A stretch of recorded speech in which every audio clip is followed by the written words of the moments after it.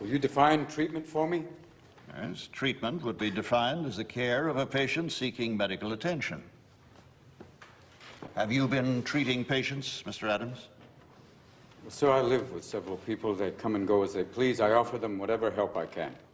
Mr. Adams, have you or have you not been treating patients at your ranch? Everyone who comes to the ranch is a patient, yes.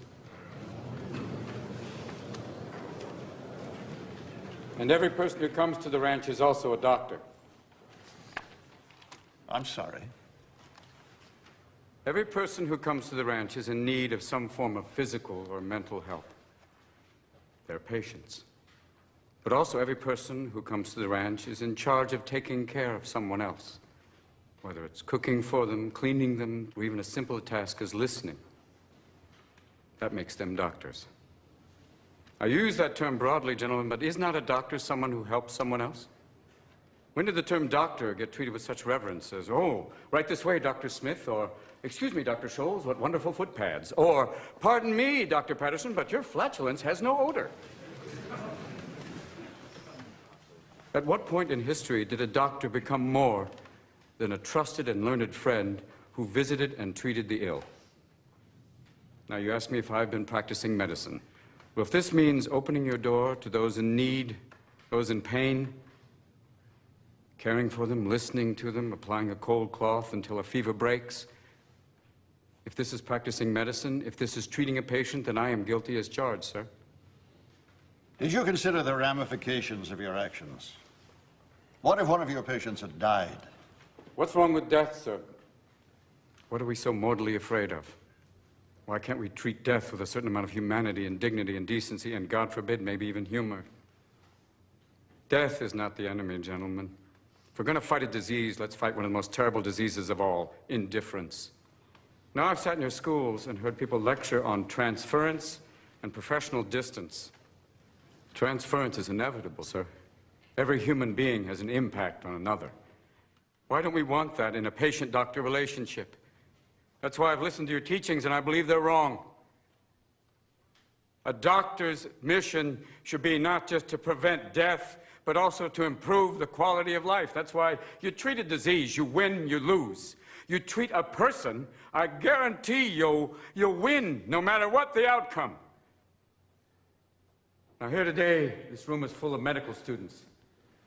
Don't let them anesthetize you. Don't let them numb you out to the miracle of life. Always live in awe of the glorious mechanism of the human body. Let that be the focus of your studies and not a quest for grades, which will give you no idea what kind of doctor you will become. Mr. Adams, please turn and don't address the wait till board. you're on the ward to get your humanity back. Start your interviewing skills now. Start talking to strangers. Talk to your friends. Talk to wrong numbers. Talk to everyone. Mr. Adams. And cultivate friendships with those amazing people standing in the back of the room. Nurses, they can teach you. They've been with people every day. They wade through blood and shit. They have a wealth of knowledge to share with you. And so do the professors you respect. The ones who are not dead from the heart up. Share their compassion. Let that be contagious. Mr. Adams, I demand that you turn and address the board. Sir, I want to be a doctor with all my heart.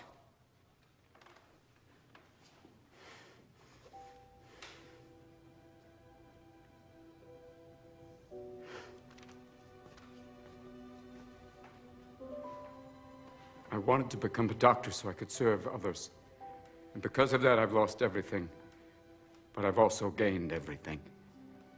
I've shared the lives of patients and staff members at the hospital. I've laughed with them. I've cried with them. This is what I want to do with my life.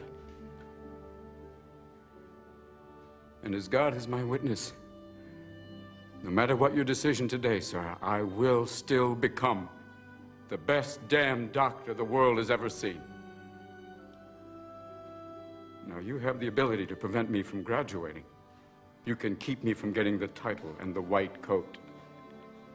But you can't control my spirit, gentlemen. You can't keep me from learning. You can't keep me from studying.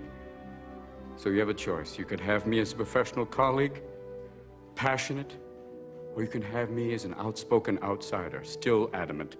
Either way, I'll probably still be viewed as a thorn. But I promise you one thing. I am a thorn that will not go away. Is that all? I hope not, sir.